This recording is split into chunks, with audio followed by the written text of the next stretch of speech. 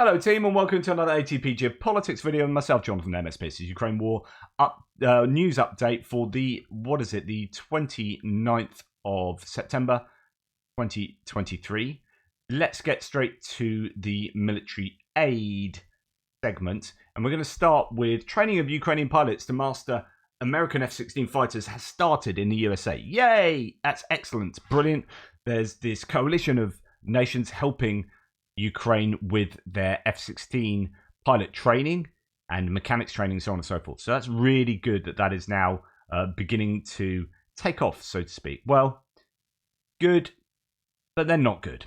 Pentagon now says the government shutdown is to affect the F-16 training for Ukrainian pilots. So if you don't know, the American political parties, the GOP and the Democrats, are arguing about the budget, and not for the first time, there is going to be a government shutdown, which means that you're going to have a lot of furloughed staff across the American government, including the DoD, Department of Defense. Now, this is a big problem that affects, in this case, the prosecution of the war efforts in Ukraine. The expected US government shutdown would affect the training program for Ukrainian pilots on F-16 fighter jets, European Pravda reported on September 28th, citing a Pentagon spokesperson, Sabrina Singh. That's not good news. Right.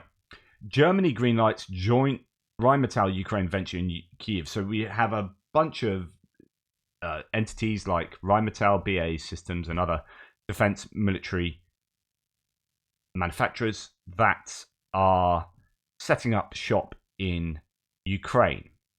This is absolutely fantastic news. They need a more sustainable approach to succeeding in this war with regard particularly to repairing and manufacturing vehicles and equipment.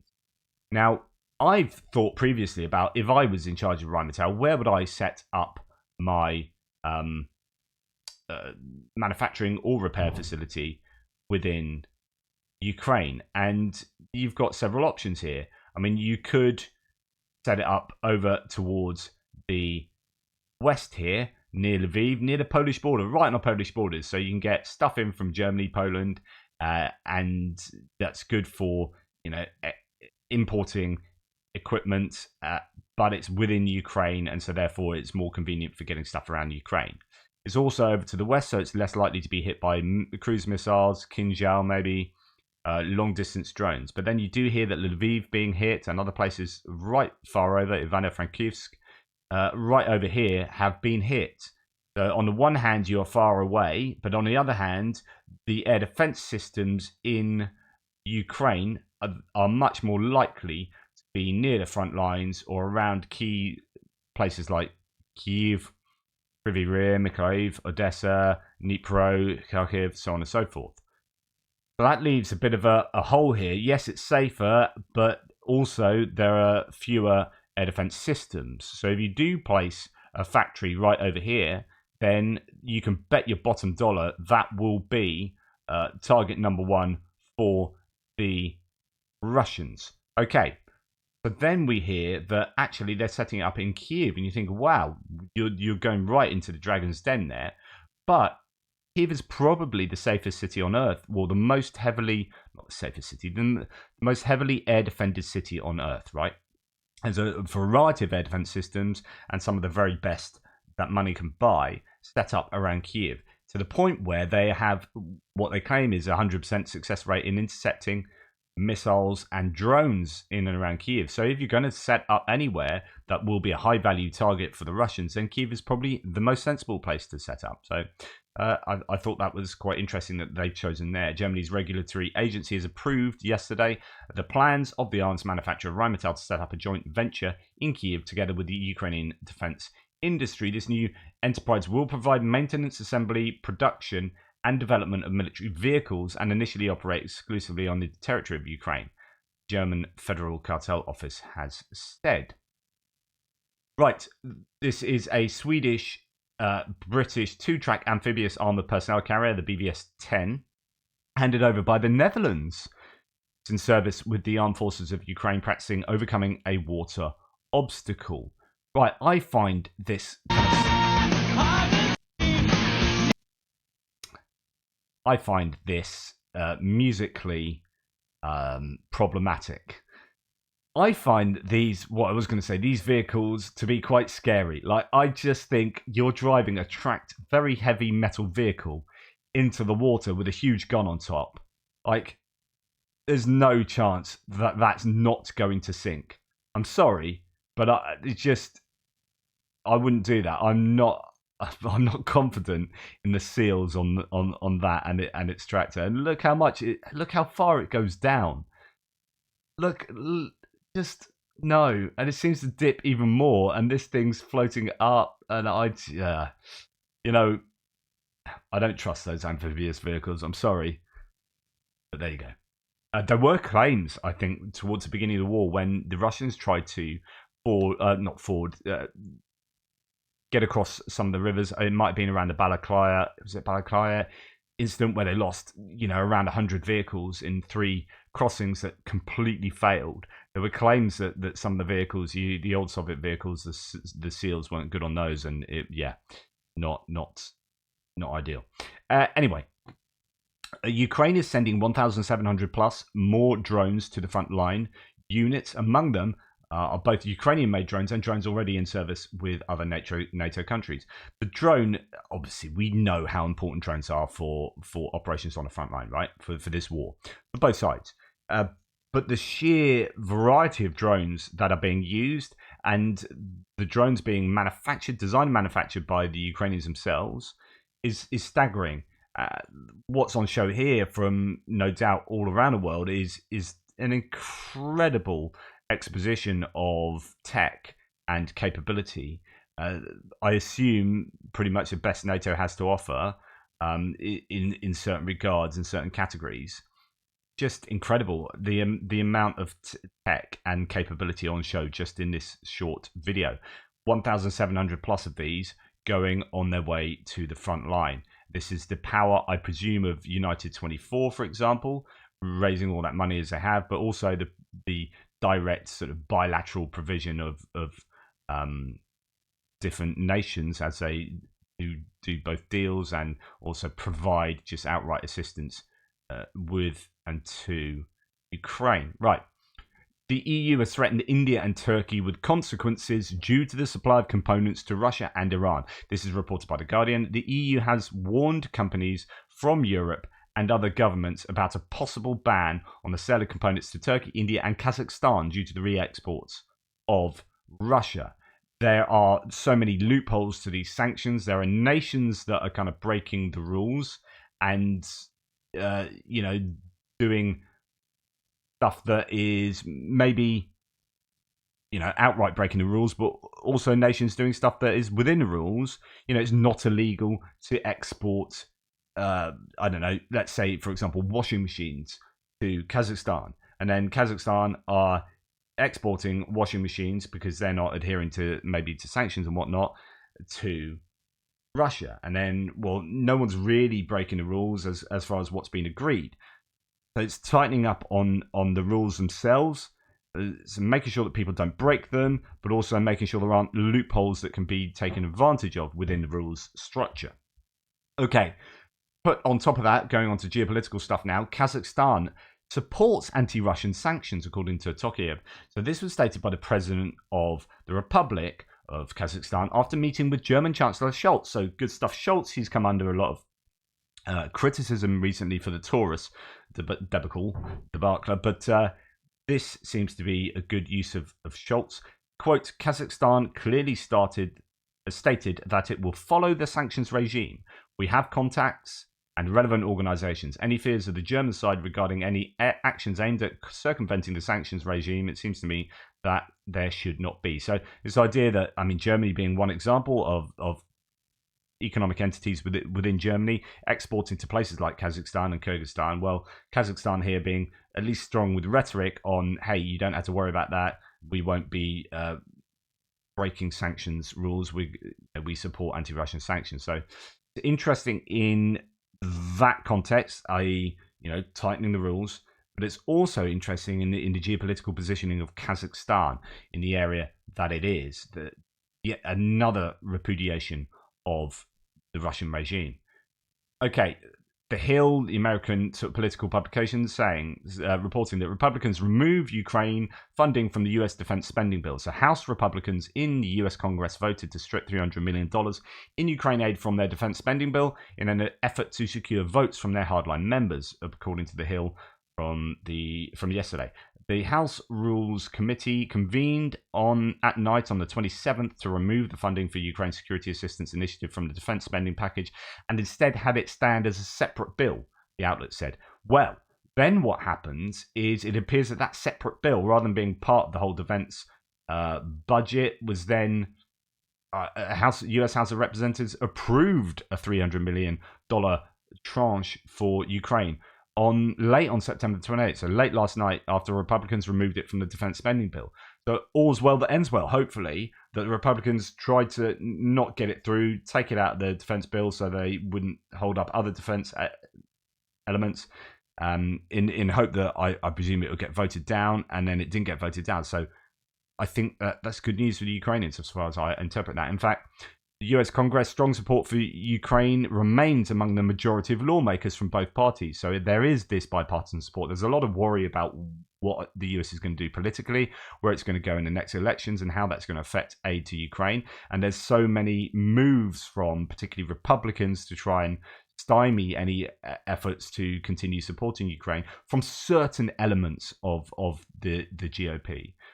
But as we can see, there's generally bipartisan support, which is excellent. Secretary of State Antony Blinken, is saying that. He's emphasized that such support for Ukraine remains among the American public as well. Right, NATO Secretary General Stoltenberg has arrived in Kyiv on an unannounced visit. So this is yesterday, and met with Zelensky. One of the topics of conversation is strengthening of air defense. There's a really interesting part in Ukraine, the latest podcast from the Daily Telegraph yesterday, talking about. So it's a guy in Brussels, one of their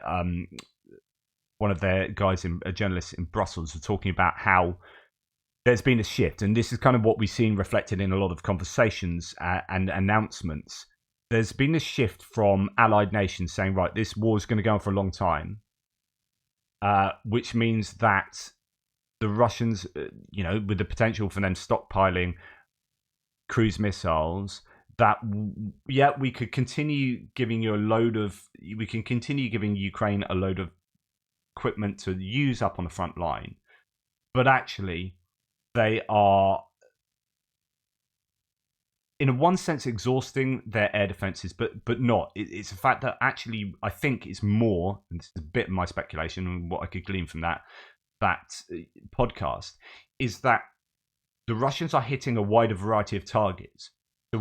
Where the West and Ukraine have got together to provide a whole bunch of air defense systems and this massive variety of systems, and they put them in all these places where they're having to protect energy infrastructure. So that's power stations, but also substations. And when you have to start protecting all these substations all around Ukraine, then actually you need a ton of air defense systems to do all that. And then you're protecting military bases and airfields, and they also need a whole bunch for the front line. And so you say, okay, finally we've got to a position where we've just about got enough air defense systems in place and the network is okay. So now we need to work on the counteroffensive, and that's what they did. And then Russia started hitting places like Reni and Izmail and Odessa and the grain exports facilities. And so Ukraine had to go, oh, bugger, we need a load of air defense systems to protect these kind of things now. So the Western nations, because food export is so important for the whole of the world, actually this is really important that they get air defense systems to, say, protect that. And then you can imagine Russia would then go, and so we're now going to attack this.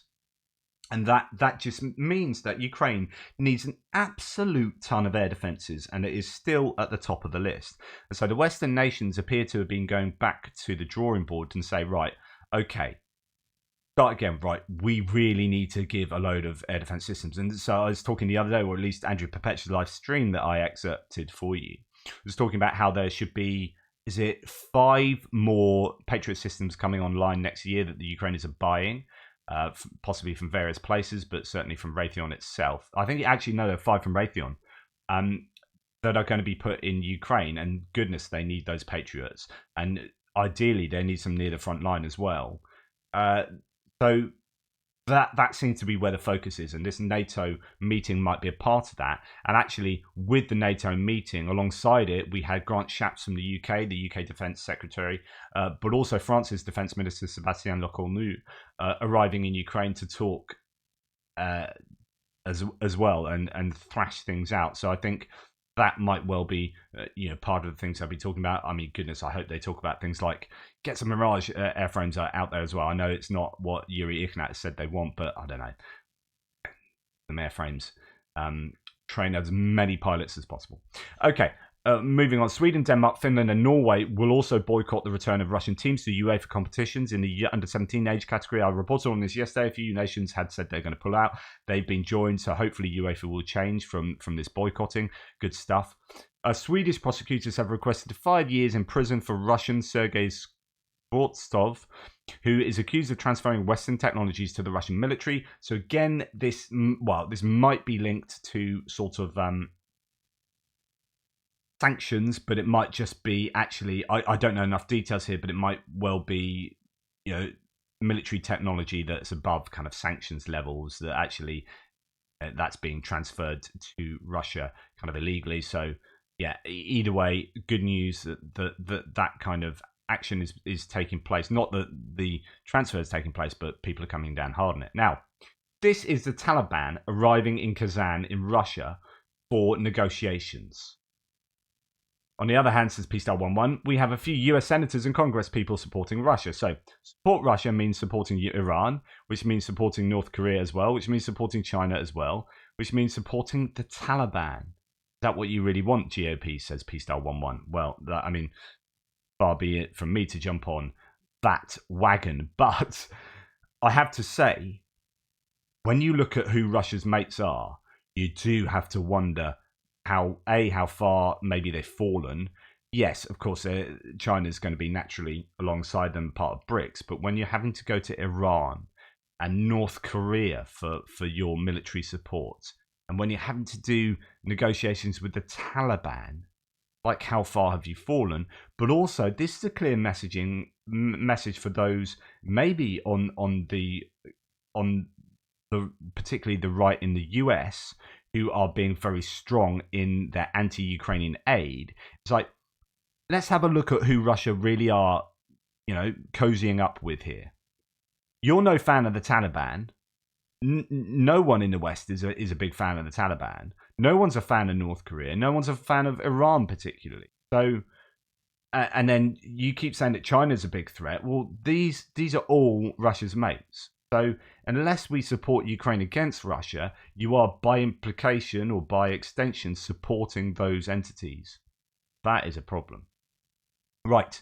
For the first time in 2023, Russia's Gazprom published its operational figures for gas production. I presume you should take these with a pinch of salt. And supply, which showed a decrease in gas production by Russia by almost 25%, which is obviously massive. So that's coming from Interfax. That's admitting that. I wonder it could be even worse than that. But the problem with gas production, that if Europe turns off gas importing from Russia, then you can't suddenly just go, if I'm selling bags of penny sweets, I'm like, oh, my main buyer of penny sweets is not buying them off me. Oh, mate, do you want to buy some penny sweets? And they'll be like, yeah, have you got them? Yeah, I'll just hand them over. Here, they're in a bag.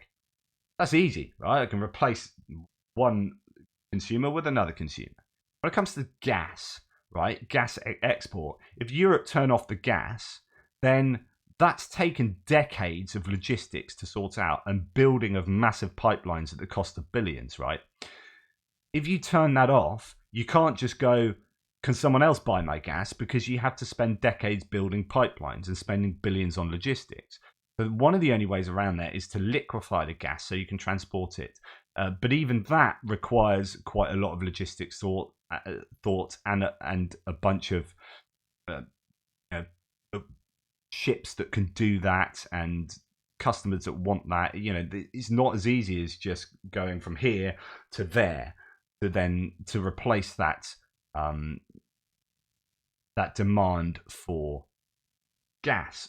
So when Europe turned off the gas from Russia, Russia are in serious trouble because they're so dependent on hydrocarbons. Yes, they can maybe up the oil delivery because actually it's not so dependent on pipelines. So they can find crude oil consumers like India who will take on the crude oil and then they will refine it and then sell the oil to the rest of the world saying, hey, this is Indian oil. The people then go, okay, I'll buy that, knowing full well that it's actually refined Russian, not crude oil.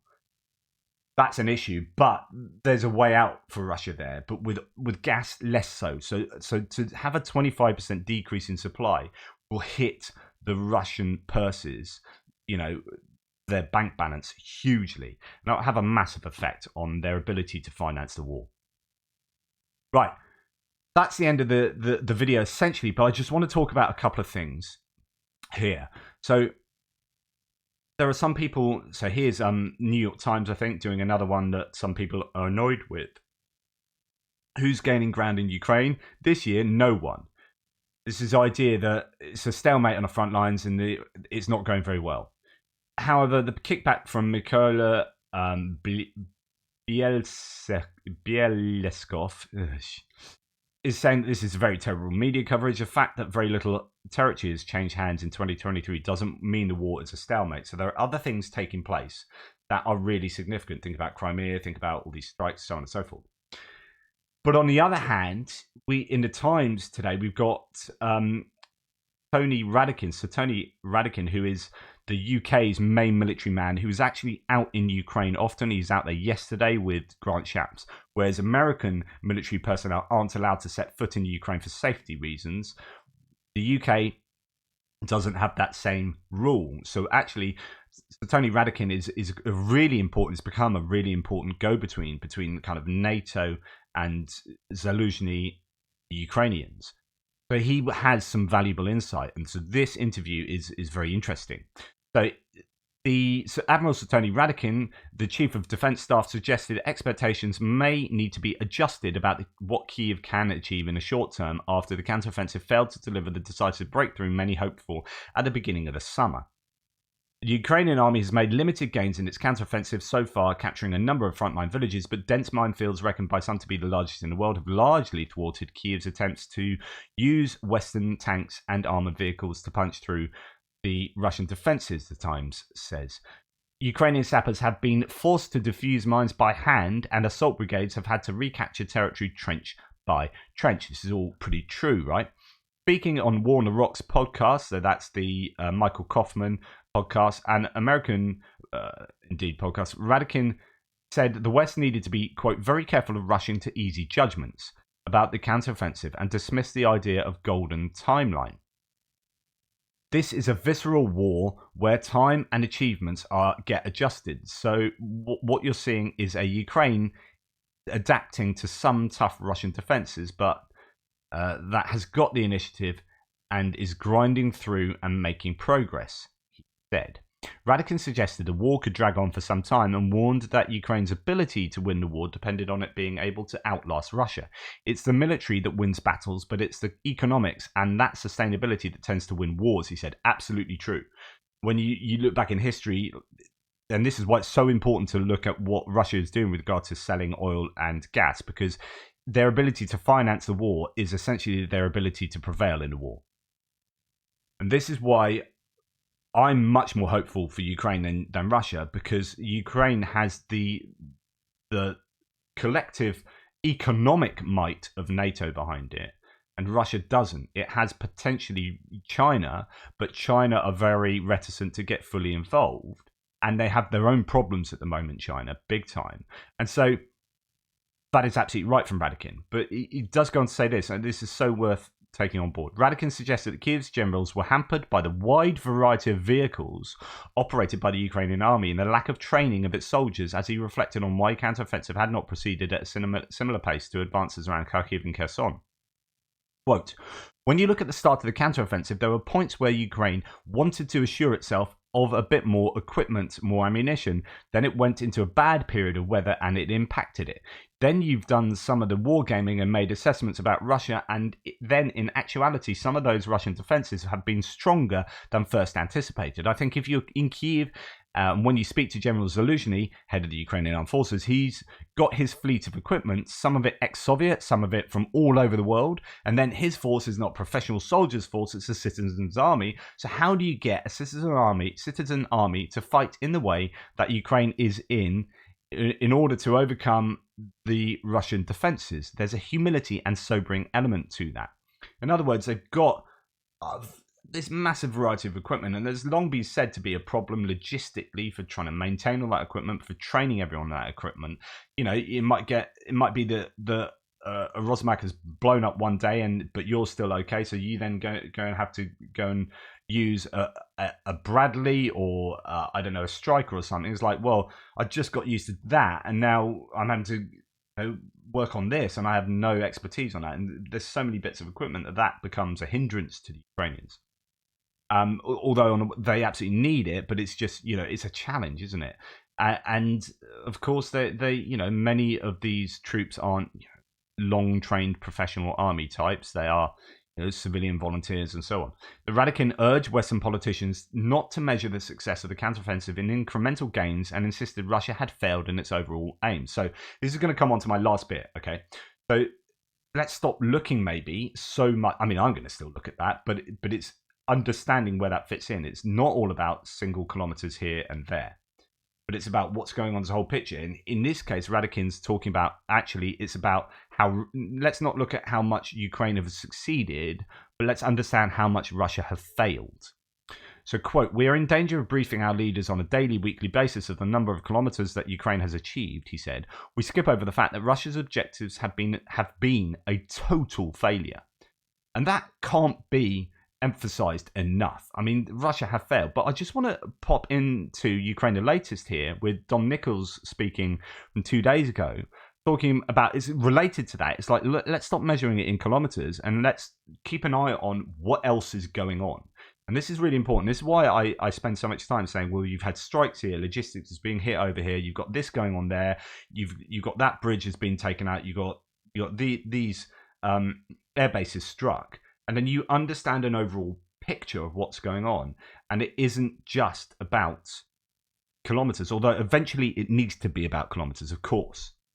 And it's not denying that is the eventual aim, right?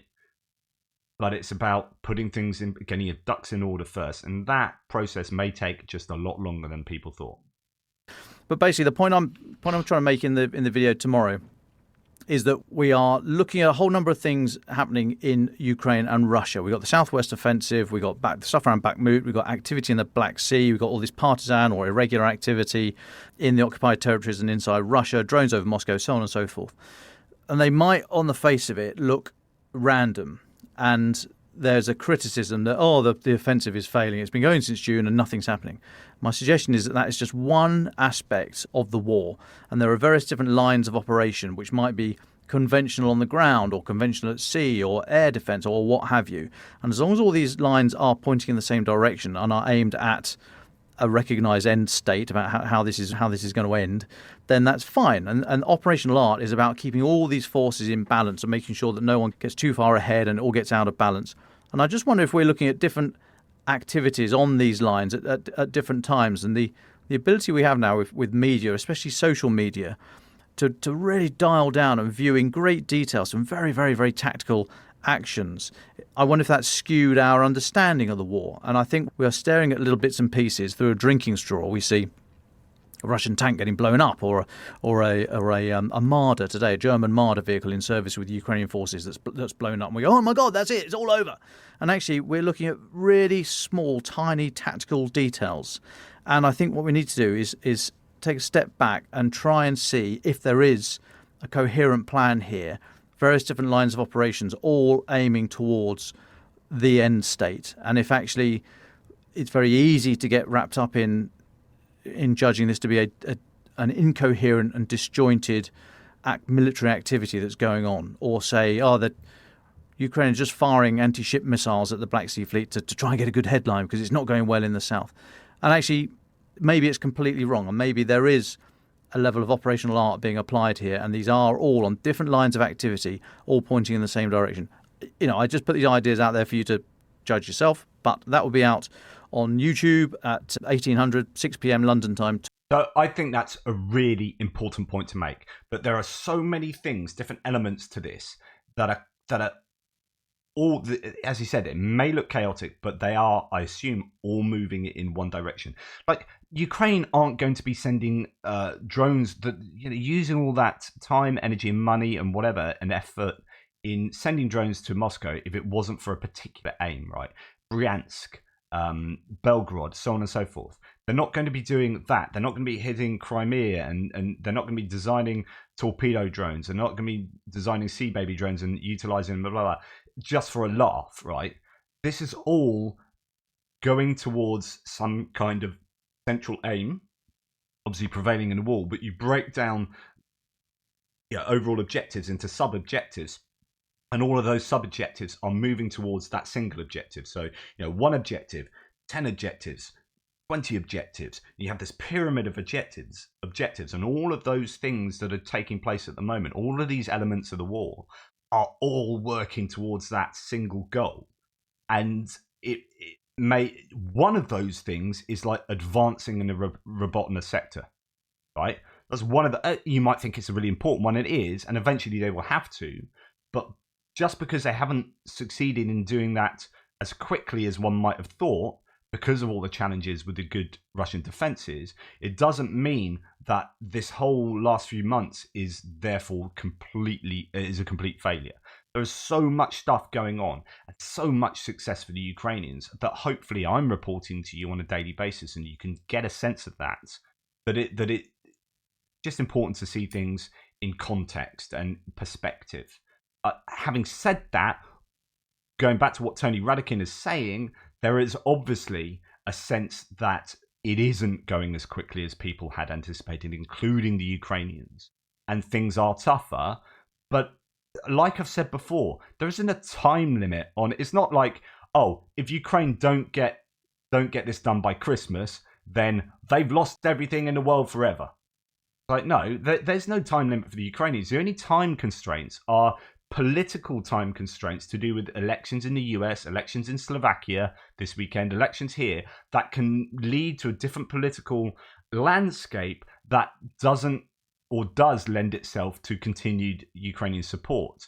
Those are the time constraints. But in terms of like just looking at Ukraine fighting on a battlefield, it doesn't matter for Ukraine as much. Yeah, ideally they get things done as soon as possible. Fewer people die, and it's just less effort and less money, and etc., etc. But outside of that, whether this takes 2 months or 12 months is neither here nor there. For the Ukrainians, it needs to happen, and it takes as long as it takes. And they need to get those ducks in a line, and once they're in a line, things will happen more quickly. But let's not rush these things unnecessarily. They just need to take as long as they need to take.